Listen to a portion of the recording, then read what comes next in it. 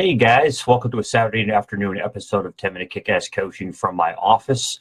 I'm in the process of actually going to be moving the office actually to a better location, a little bit more space. So I'm going to be working from the computer and from my iPad and some remote locations for the next week and a half until everything is set up and reset up. But I'll offer a lot more room, a lot more abilities. It'll just be an amazing setup once we're all said and done. But it's going to take me the next couple of weeks or so to get that all set up. So just bear with me. I'm going to be coming from what I have right now, but I have run out of space, run out of room to work. So it's a well and over needed situation. I've remanipulated things probably 4 or 5 times, and no matter what I do, I run into space issues. So I'm going to have a full office where I can meet with clients in the location. It'll be a lot easier than having them come here, having to meet at a mid location.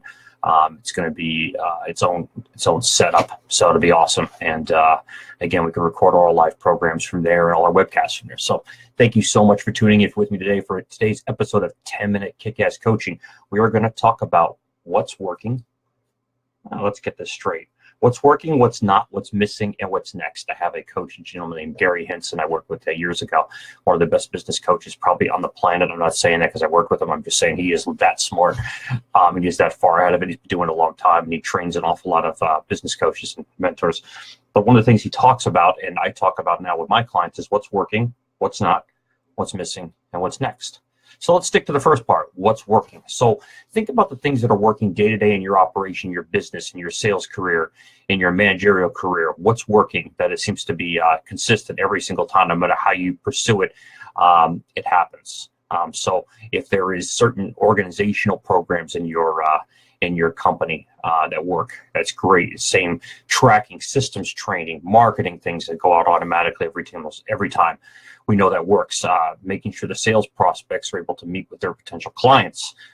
We know that works very, very well. So that's a big plus right there of what's working. There's no question about that. What's not?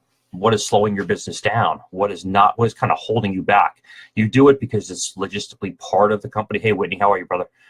What's logistically working in your business that you know every single time it happens automatic? And then what's not working? What are the roadblocks? What is holding you back? What are you seeing that you have to do that you shouldn't be doing? I'm going to give an example. Part of the business I had was I did, as my friend here, Whitney, he has multiple different divisions to his business. I had really wanted to have one. I didn't want to do reconstruction anymore, but that's a vital part of his business. It wasn't really something that I wanted to do. It was more of a necessary evil because we already did the remediation, and people were looking for us to transfer it over and refer somebody. And we had finding qualified contractors. There were a couple that we worked with who were very, very good, but it was tough to get them on a consistent basis. They were obviously busy with their own businesses and not always available when we needed them. So we ended up doing our own division or business, and I felt that was not working. I had somebody in charge of that particular side of the business that had a lot of experience at how to build things, how to construct things, but not necessarily how to run things. And I didn't feel it was going to be a great option for us. So when the opportunity came to make a change, I opted to eliminate my reconstruction side of the business. I felt the profit margins were too tight working within the disaster restoration industry. And I applaud anybody that can work within that. I get it. If it works for you, great. It just didn't work for me. I didn't want another quote unquote loss leader in the business, in the retail world. That's what it's called. So I wanted to make sure I could get rid of whatever was not working from that standpoint. What's missing? What parts of your business are not working? What part of your business is not totally there, not firing? Is it everything's working great, but your marketing's not flying correctly? That your operational stuff, logistical stuff is on the line, but your marketing is not being as effective. It's not trackable. You're not doing any of it. You just have your regular referral channels, and that's it, which is also a form of marketing if you're utilizing that, but not necessarily that part. What is missing in your business that's going to help you get to that next level? What part of that section of your business, what part of that framework of your business is missing?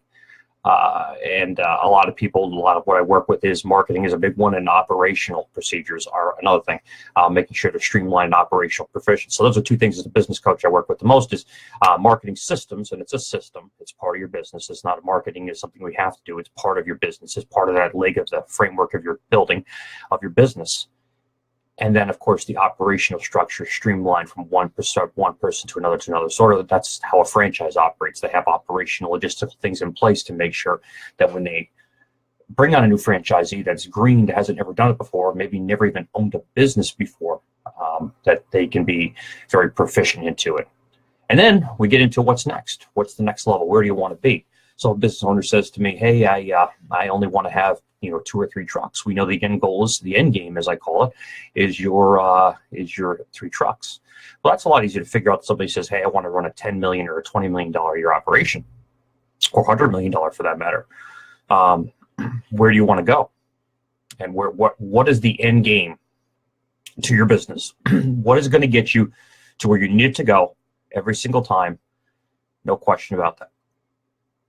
So let's look at that for a second. A lot of people start in a business and they go, I don't want to be big. I want it just to be me, maybe a couple of employees, a couple of trucks, no big deal. That's all I want. And as they start to achieve some success, those goals change. I'm one of them. I was a convert of it myself. So those goals tend to change. What do you need to do at that point? You need to plan for what the final end game is going to be. And the end game is just change from a 2 or 3 truck mom and pop operation to a company that's an asset that you can resell for a profit. When you're looking at that end game process, the return to owner, or RO, return to owner, RTO, I'll call it, not ROI. Return to owner, I learned this from Steve Tobier years ago, is really the ultimate thing. So when the person goes to purchase the business, they're going to look at how fast they can make back the liability or the cost invested into your business, and how fast they can actually get that money back and then turn a profit. So return to owner, if they're going to put out $1 million to buy your business, that happens to be the number just for giggles, how fast can they take that $1 million and convert it back into something else? How fast can that change? And that's what you have to do. You have to figure out how much dollar amount, how much reinvestment you can get into it. So one of the biggest resale decisions to most people in their life, other than maybe a big piece of property, is if they have a business they built up and they're reselling it. So you have to have that business prepared. And that's for a different episode I want to get into today, of how you got to have things lined up in order to make things work. But you got to think about what's next. And if what's next is I want to sell my business in 10 years, the fastest way to do that is to kind of buy an existing franchise and work within the framework most of the time and do it. But you're going to spend a lot of money and you're following within their parameter of rules. And if you can accept that, you could just do that, great. But if you want to control your own points and you don't want to have that oversight on top of you, then you need something in place to make sure that when you go to sell that business, it is worth every penny you want and then some.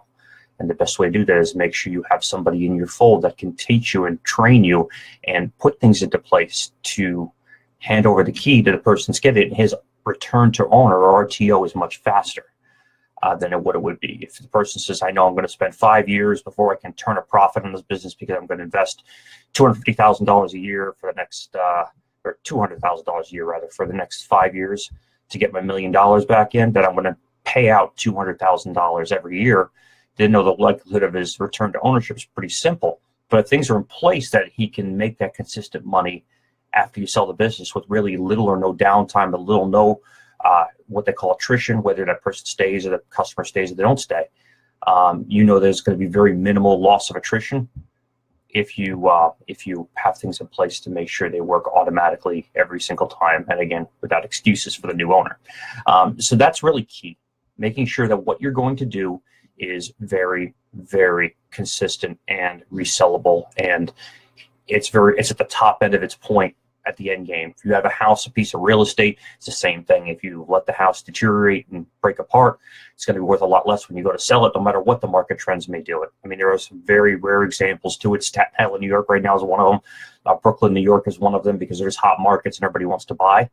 But most parts of the country not like that. So if you put money back into the house and then resell it, redo the kitchen, bathroom, whatever the primaries in the house that people are concerned with when purchasing the house, then you're going to get a lot more money out of it. And the business is no different. That's just like a house.